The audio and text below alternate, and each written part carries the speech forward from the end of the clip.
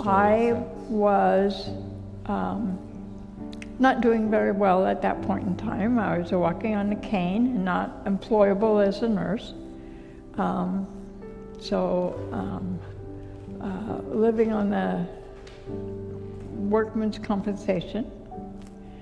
And Mother Carol came to me and said, if I can make arrangements that you are happy with for your son's childcare while we go, I would like to offer you a trip to Mexico when we go the next time. And I'm flabbergasted. I'm like, I can't pay the tax on the cab fare to get to the airport, let alone anything else for the trip. And she's like, no, it's completely paid for. Don't worry about it. There's even some pocket money for you, so you can bring back some souvenirs. This is the trip to Cuernavaca, and all the rest of the people are going to be working on bringing in potable water, and that wasn't a practical thing for me to be working on, so I accepted. And when I got there, the Missionary Sisters of Guadalupe, who were putting us up for our meals and board, put me to work in their outpatient health clinic, because I could roll bandages and take vital signs and do lots of things without much Spanish. Amazing part of the experience for me was I got to know a Mexican family. I'd been treating their son in the clinic for a bad wound and got invited to dinner. And we had beans and rice and a couple different salsa, and something was flavored with meat. It came time for dessert, and the mother brought out an orange and sectioned it up and divided it up amongst the family. And it suddenly dawned on me that I was among the richest women in the world. These people were going to be the recipients of clean water that they didn't have to boil or treat for the first times in their lives as soon as this project was finished. I didn't have to carry money in my shoe to keep from getting in trouble when people decided they were bigger and tougher than I was and they wanted my money. And that if people did take things from me, I could trust that the police would help me. I lived in a very different society that treated me very differently. And I had this revelation that I wasn't living in poverty. I had food every night. I knew how to get food every night. My son had never missed a meal in his entire life. I'm certain that there were children in the village that missed meals. And this insight gave me a window of God's working in my life that I had never had before. And that transformed my life. Within a year, I went to Mother Carol and I was giving her the money to send the next person to Mexico, because I'd been back to work full time. I made excellent money as an LPN. I had been able to make way better arrangements to care for my child.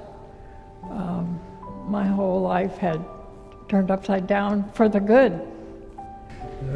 The part of your story that we talked about that story where you went and had this utterly life-changing experience. And one of the things that's so difficult when you have such an experience, and when you have such an experience in a different culture, and then you come back to this culture, one can start to see the eroding of those ideals and values just by being back. And one of the ways of doing that is, well, to go back the next year, and go back and have that experience again and again and again. And what I loved about your story is that you didn't need to go back. You paid for someone else to go. You could have gone back. You had the money to go then, but you didn't go back. I just knew that somebody would be able to benefit as I had benefited. Maybe in a completely different way that would change their life in a completely different direction than it had changed mine, but that a repeatable experience.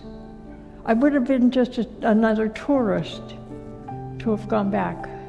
And so when you had this experience and you came back, you said to me, and I guess it was so beautiful how you simply said, my life changed. I didn't need to go there again. I shifted. And that was the turning point in my life, and I continue to live that consciousness from that day on. That when I was wealthy in the material sense, when I worked at Boeing's and I had more money than I knew what to do with, I never had the joy of dividing up an orange and eating it that family had.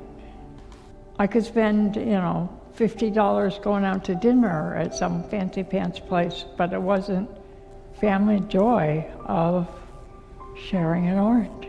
Gratitude that I saw in that family. You don't live very high on the hog now. No. And your life has moved, your economic life has been varied. You've had wealth and you've had hard times. But my sense from talking to you is that in all of that exterior stuff has been irrelevant to your generosity. In many ways it is irrelevant. There's food on the table, or I know how to get food on the table. There's a roof over my head and shoes for my feet, clothes to wear to keep warm. Beyond that, it's all luxury that I enjoy, but my needs are met and my wants are delightful when things come together and I get a new coat, or one of these days I'm going to get out of these wooden board shoes and wear real shoes again. Linda Asade.